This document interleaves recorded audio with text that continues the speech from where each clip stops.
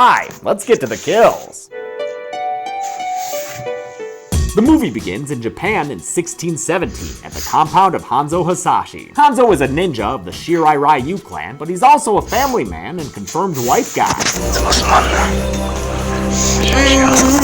Oh, that's nice. While he's out getting water, though, his compound is attacked. The first victim is cut down, or up, on the other side of this wall. Hanzo's wife and his son hide their family's baby girl before they're found by Bi-Han, a Chinese ninja of a rival clan called the Lin Kuei. He is not only a mean man, he also has ice powers, because this is the original Sub-Zero, motherfuckers! When Hanzo comes back, he's shocked to find a random ninja friend dead with a spear in his back. Actually, he's a bit more concerned with his wife and son's frozen bodies that he finds outside the compound, sitting there looking like a prize-winning ice sculpture. This leaves Hanzo understandably pissed, and he takes it out on the 4 Lin Kuei ninjas who attack him. He fucks them up real bad, and the movie doesn't hide from the gruesomeness of blade kills. By the way, this group of kills also includes 2 of Hanzo's men seen in the background. Hanzo grabs a kunai his wife had been using for gardening, and a long rope to fasten together his signature weapon, a harpoon that he uses to kill the next wave of ninjas. It's choreographed pretty clearly, which makes my job a whole lot easier. I counted 9 victims total during this attack, the last one getting clotheslined to the ground. Haha, get ready. Hanzo finds Bi-Han, and though he doesn't speak his language, both of them are fully fluent in kick-assery. They have an awesome fight scene revolving around Hanzo's kunai, which makes its way into and across both of their bodies at various points. Bi-Han eventually overpowers his foe and sticks the spear tip into Hanzo's shoulder. He's so confident that it's enough to kill Hanzo that Bi-Han walks away like fuck it, looking like Jason in part 3. Hanzo's still alive enough to crawl past an extra body we didn't see before, but then he's struck him and dies closer to his compound. Good thing he didn't make it inside. He might have burned the damn thing down with that fire magic. A thunder god named Raiden arrives, eyes all a-glowing, and finds the hidden heir of Hanzo Hasashi. It's time for that baby to take a lightning trick, and time for us to take a look at this title card with a K. Some text spells out our situation. Earthrealm, that's us, is one fighting tournament away from being taken over by the violent dimension known as Outworld. But again, don't hold your breath waiting for the tournament. Right now, we need to introduce shit like Hanzo Hasashi's descendant Cole Young. Where's the tournament?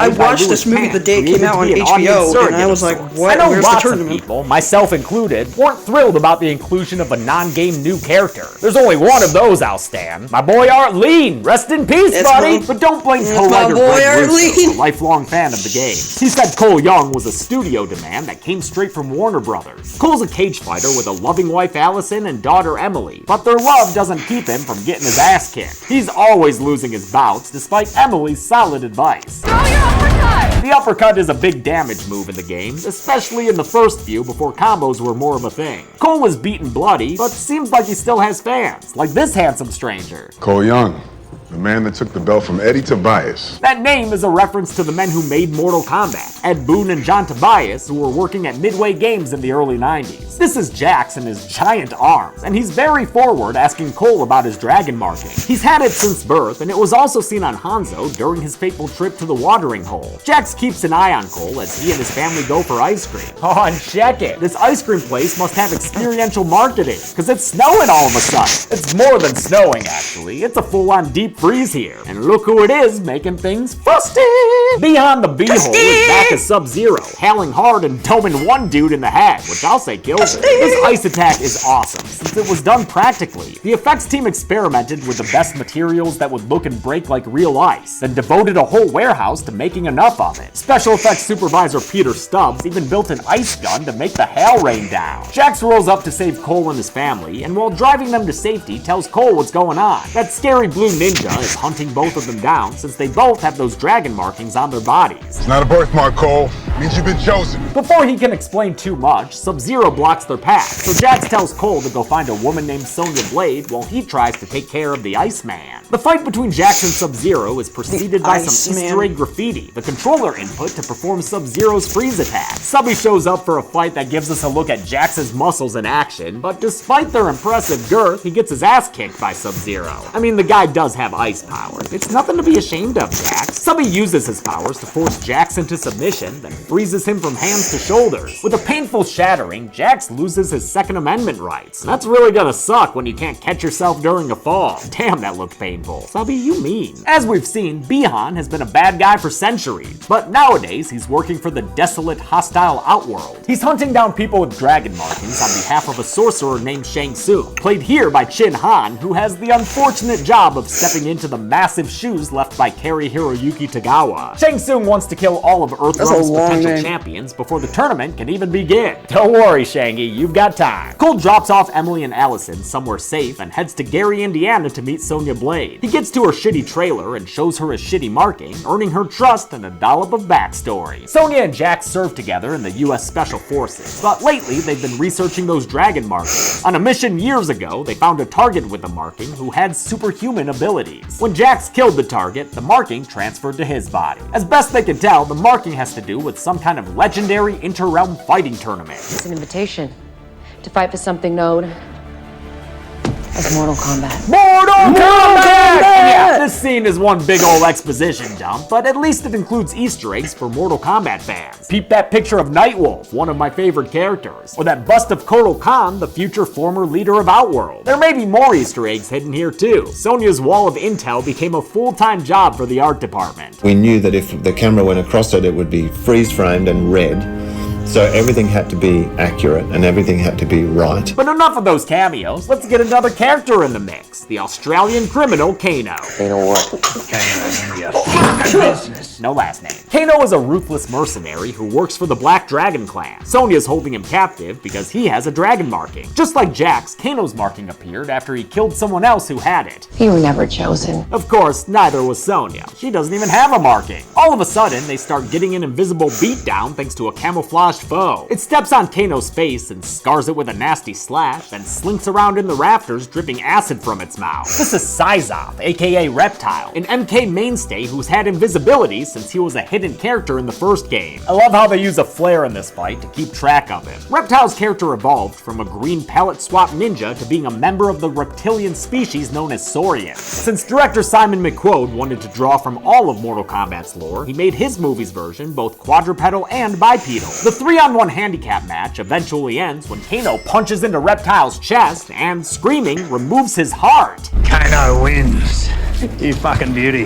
Josh Lawson is so damn entertaining as Kano, and many of his lines were improvised. Not sure which ones though. Sonya wants to go to Raiden's temple, where champions train for Mortal Kombat, and Kano knows where it is since he used to run weapons there. He takes them there on a cargo plane that they have to parachute out of. Then they begin the long trek with Kano as their guide. He says he knows where they're going, but that dude lives in a house of lies. Since he's such a dick, it's a good thing they get additional help in the form of this Karate Kid. It's Liu frickin' Kang, and he's got frickin' fireballs. Does that mean I'm gonna get superpowers at any point? Liu Kang's a Shaolin monk from the Order of Light, another Earthrealm champion in the employment of Lord Raiden. He's played by Ludi Lin, previously a Power Ranger, and another fighting game character in an episode of Black Mirror. Liu leads them across the desert expanse until they arrive at Raiden's temple. Both of the previous Mortal Kombat films had awesome on-location shoots, and I'm glad this installment continues that tradition, now with more sweeping cinematography. Location supervisor Jacob McIntyre scouted epic landscapes throughout Australia. Sometimes they needed to modify things, like with Hanzo's lush Japan set compound. There, they added fake moss and greenery to Mount Crawford's pine forest an hour away from Adelaide. For Raiden's temple though, filmed at an empty opal mine called Cooper Pedy, they didn't have to do anything. Though it had never been filmed before, it was already screen ready. Liu's hand lantern and a secret door gains them entrance inside the temple, where murals depict previous tournaments, and give us more Easter eggs. One of them shows the realm named Ademia, and another Shao Kahn, the hammer-wielding emperor of Outworld. And yeah, Cole, that one's got your grandpappy in it. Explains all those weird dreams you've been having lately. Besides the murals, which look really cool in real life, Raiden's temple includes other Easter eggs, such as the steel fans of Princess Katana and Shinnok's amulet, an important item in the game's storyline. Liu Kang introduces everyone to Lightning Daddy Raiden, who says they're pretty shithouse champions, especially you, Kano. Raiden's played by Tadanobu Asano in a performance that I know disappointed a lot of people. One more victory, and Outworld will gain control over Earth forever. I think it's fine, but I was expecting more given Asano's electric performance in Ichi the Killer. I wonder if he just took this role because he's a fan of hats. It may not bristle me as much as Christopher Lambert's weaselly depiction. But I was hoping for more of the forcefulness we get from the video game version. Our time has run out. I do what I must to say about Raiden's worried about this scrappy band of misfits because Shang Tsung is a real son of a bitch. Not only does the sorcerer have Sub-Zero on his side, he's got this shorty with a monster mouth named Melina. Outworld may be a bit barren, but it's still dazzling thanks to them shooting at Lee Creek Coal Mine. Director McQuoid hauled his cast and crew there 6 hours away from Adelaide, correctly thinking that the on-location shoot would add to the performances and epicness. Sub-Zero ice forces his way inside Raiden's temple. The baddies are here to wreck the place and give Shang Tsung some spiritual nom-noms. Their souls are mine. Dude eats souls. Raiden shows up and tells Shang Tsung to fuck off, please and thank you. They'll fight at the tournament and not before it, even if it doesn't happen in this movie. He puts up a lightning shield with his Power Ranger staff, and that's enough to push the plot back a little while longer. The newbies start training with Liu Kang and his cousin, professional hat thrower Kung Lao. Descendant of the great Kung Lao. Kung Lao's ancestor was shown in one of those murals, defeating Shang Tsung, which prevented an earlier Earthrealm takeover attempt. Liu and Kung Lao have unlocked their Arcanas, this movie's invention that explains why everyone has superpowers. They did so by training, aka leveling up, but it's not just about the grind. You also need a dragon marking equipped. So, sorry Sonya, no superpower for you. Fucking whoops. The marked boys get to fighting, which as always in this movie is a treat to watch. It's impressive how actor Max Huang matches the spinny fluid style of video game Kung Lao. He says it was the Chinese martial arts style Wing Chun. Huang was a real-life fan of the games, as were many other cast and crew members. Jax's actor, Mehcad Brooks, said that as a kid, he was Scorpion for Halloween. This is still a big deal to me. I love that the actors cared about the franchise as much as writer Russo and director McQuoid. This doesn't feel like it was just another job for them. They seem to know the importance of portraying these characters properly for fans of the franchise. Melina's actor, Sissy Stringer, got a 2,000-word fan essay about her character's backstory so she could go into the role fully prepared. The training sequence includes a reference to a common playstyle in the original game, spamming the leg sweep. That's the only move you know, mate.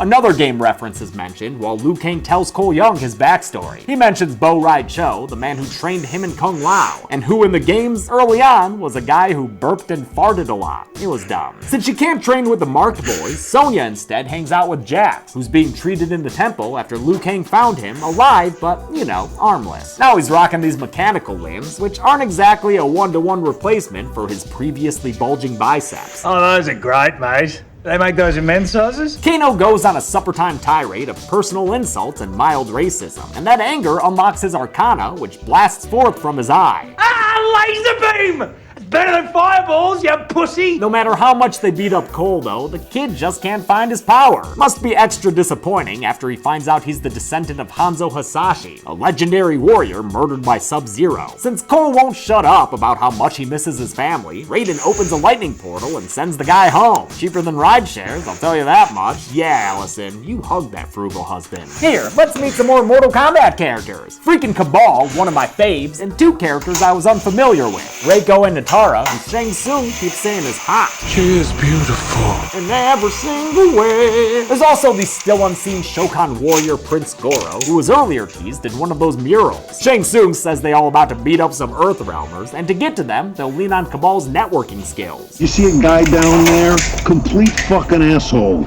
Answers to Kano. Cabal knows Kano through the Black Dragon Syndicate, and in fact, Kano's the reason Cabal's all Darth Vaderized. Through a profanity-ridden back and forth, Cabal convinces Kano to join the bad guys. Just name your price, then double it again.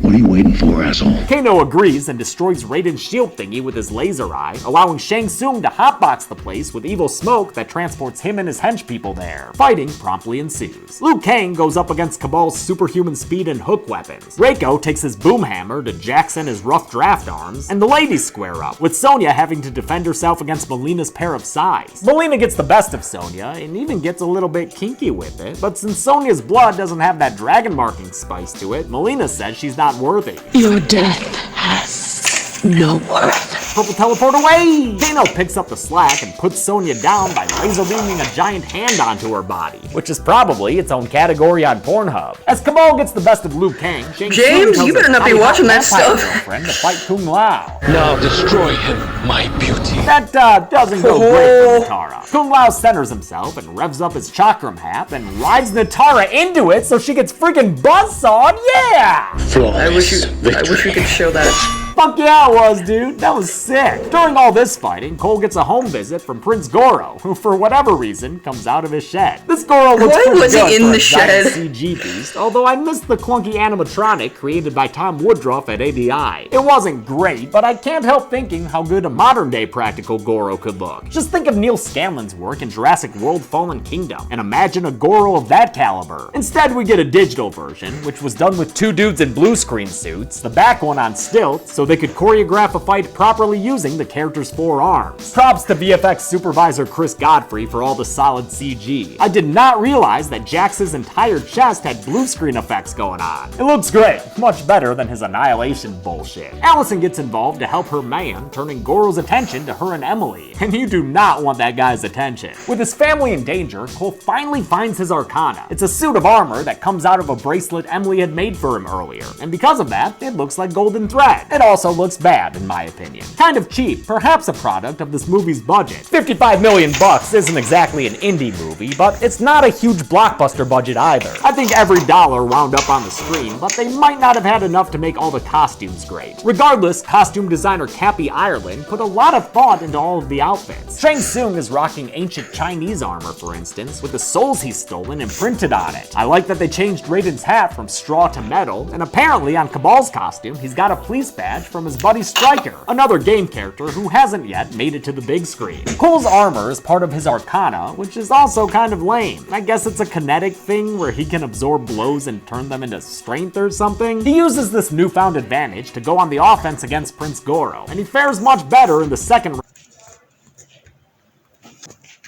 round of their bout, especially with that uppercut. He even materializes a pair of golden tonfa, and with those he really lays into his 4-armed foe. Well, 4-armed and 3-handed. With his tonfa, Cole delivers some gnarly slashes and stabs that finally puts the Prince of Shokan down. It sucks that we only got a few minutes of Goro, but at least he went out with some gore, yo. At Raiden's temple, Jax finds Sonya being crushed to death. The care he has for his comrade unlocks his Arcana, a pair of metal arms that look a lot more like his video game ones. It does beg the question though, what would his Arcana have been if he had never lost his arms? Man, the Arcana thing is dumb. Raiden begins a tactical retreat, but Kung Lao gets caught by Shang Tsung.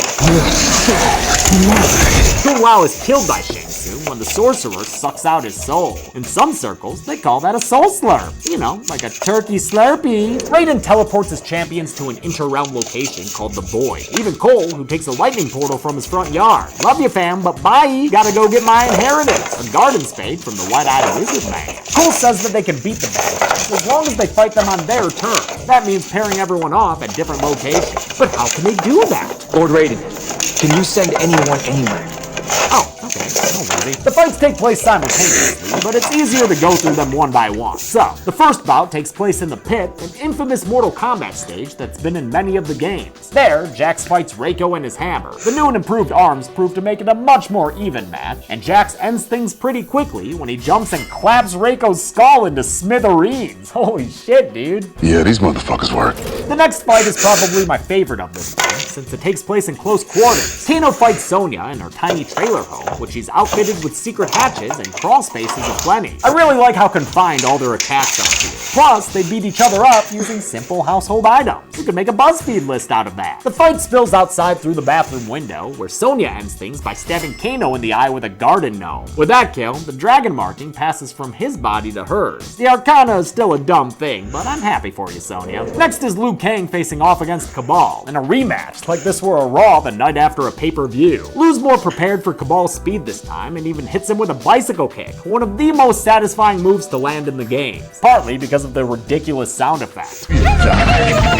The kick traps Cabal in a pit of some sort, and now Liu Kang is ready to murk him. He summons a giant fire dragon that swoops in and engulfs Cabal, getting things all sorts of toasty. Cabal falls to his knees, a twisted burnt boy. I love how much this death matches the game fatality too. Finally, we have Cole fighting Melina, who keeps up the purple teleportation. Teleportation? She ends up getting so mad that she screams the corners of her mouth open, showing us the extent of her sharp teeth and making her look more like her video game self. That's a problem for Cole, but thankfully for him, Sonya shows up with her new arcana. It's her pink energy bracelets that she launches straight through Melina's torso. Wait, why didn't the ring sever her spinal cord? You know what? Fuck it. Yeah, that's the... These last two bouts were filmed at the Black Hill Granite Quarry, 2 hours outside of Adelaide. Keeping with McQuote's desire to have as many things as practical as possible, the actors fought in front of real fire being piped in through copper fixtures. Cabal's death was a huge fire stunt performed by his physical actor, stuntman Daniel Nelson. Cabal's voice, on the other hand, was provided by Damon Harriman, the guy who played Charles Manson in both Mindhunter and Once Upon a Time in Hollywood. With the other evil henchmen defeated, all that's left is Sub-Zero, who's such a horror villain, he's showing up in jump scares at Cole's family's safe house. He appears to the Earthrealm champions and indicates that he's been up to some daughter napping. That lures Cole to follow him solo straight into the Badlands. It's actually Cole's gym they wind up at, where his story began, but now it's covered in ice, courtesy of production designer Naaman Marshall. He built a dip tank to cover all the set pieces in their fake ice material, then painted more on for good measure. It was so effective, the actors said they felt cold on set. With the fate of his frozen family at stake, Cole begins his fight against Bi-Han, who immediately neutralizes his tonfa and kicks his ass 7 ways to Sunday. The descendant of Hanzo Hasashi fights back and bleeds all over the Garden Spear, and that triggers a resurrection. Hanzo, who returns from the Netherrealm as Scorpion. Thus begins what's probably the most kick-ass fight of this movie, the one-on-one battle between fan favorites Sub-Zero and Scorpion. This is such a better use of these characters than the 1995 film, where they were both brainless henchmen of Shang Tsung. These two have always had an intricate, bombastic relationship, and I love seeing it come to the big screen. Their fight continues with frozen blood daggers and harpoons on chains as Cole tries desperately to thaw out his family. Oh shit, and Sub-Zero uses Ice Clone? That's another classic move. Fuck yeah, I love this movie. And boy does Joe Taslim have a flair for the dramatic. Taslim, who plays Sub-Zero, was previously in The Raid. Co-actor Mikad Brooks watched it before shooting their fight scene, which he said might have been a mistake. I gotta fight that dude? Taslim moved so fast he had to slow things down for the camera, a result of his 15 years on the Indonesian judo team. This was a treat for stunt coordinator Kyle Gardner and fight choreographer Chan Griffin. You need to do the things that you always wanted to do in a movie and everyone tells you can't do. Griffin was excited to work with performers who could handle anything he threw at them, even when they were just shy of 60, like Scorpion's actor Hiroyuki Sanada. Some, like Sonya's actor Jessica McNamee, tried to do a lot of the fighting and stunts themselves. Others, like Josh Lawson, not so much. My stunt double looks so much like me that I'm the first to go, step in, buddy. You look good. You look good. You look better than me, so go for it. The Holy Grail was this final fight, though. Taslim and Louis Tan were so experienced they didn't use doubles, which Taslim said makes for better chemistry on screen. When you fight someone and then they double the other guy, it feels like you fight two different persons. It comes down to a 2-on-1 that sees the Chinese warrior start to lose ground. He rips off his blue armor, giving himself the all-black appearance of his future persona, Noob Saibot. Stay tuned for that evil motherfucker in any sequels. Bi-Han also drops the Sub-Zero mask as he makes his final stand for the Lin Kuei, but he's no match for 2 generations of Hanzos who get him to his knees. If you're gonna dress like a noob, you about to get treated like one, dude. Scorpion uses his newfound Hellfire powers to light Sub-Zero ablaze with a giant blast from his mouth flamethrower. Just like that, Subby's turned into an ashen corpse. Now Scorpion has there, my shirt makes sense, James. And he tells his descendant to please try to keep the bloodline going. Okay, back to hell. Raiden and the others. Back to hell. You know, maybe they could have done 15 minutes ago. Shang Tsung is still lurking around, but I told you, we ain't getting the tourney in this film. And don't worry about all your faves that got killed. Death is only another portal. With that, there's hope that we'll get more Kano and Goro in future film. Raiden sends Shang Tsung back to Outworld with the lightning blast and tells his champions that they need to prepare for that tournament. It'll happen, he swears. The movie ends with Cole heading to Hollywood to make contact with their top recruit, an action star by the name of Johnny Cage, hopefully played by The Miz. How many kills did I just count with a K? Let's find out. Hey, Lord Raiden, that'll help get into the numbers? Oh, perfect. That guy can send anyone anywhere. I thought I would see something. I counted 31 kills in Mortal Kombat 2021. Only 3 of them were of women, while the 28 male victims included a lot of unnamed ninjas. Some frozen chunks in that pie chart though, so I don't think it's fit for consumption. With a runtime of 110 minutes, that left us with a kill on average about every 3.5 minutes. Golden Chainsaw for coolest kill is tough, because there were a lot of awesome ones. But I'll give it to Nitara. I think it's the kill most people will remember walking away from this thing. Dual Machete for lamest kill is gonna have to go to any of the nameless ninjas seen dead, having been killed off screen. Everything else was dope. And that's it. Mortal Kombat came out in 2021 and was the first movie I saw in theaters since Invisible Man in February 2020. That could also play into why I like it so much. Though I'm hoping for a sequel, nothing's been confirmed yet, so I'll keep crossing my fingers, and in the meantime, I'm James A. Janice. This has been the Kill Count. For the next Kill Count. Hi, kids. Is it Calvin from frickin' Uploads of Fun? In the meantime, let's just hope the video does not get copyrighted. Comment, like, and subscribe for more videos like this, and make sure you hit that bell down below for more videos like this one. And also, make sure to subscribe and join the dojo. And without further ado,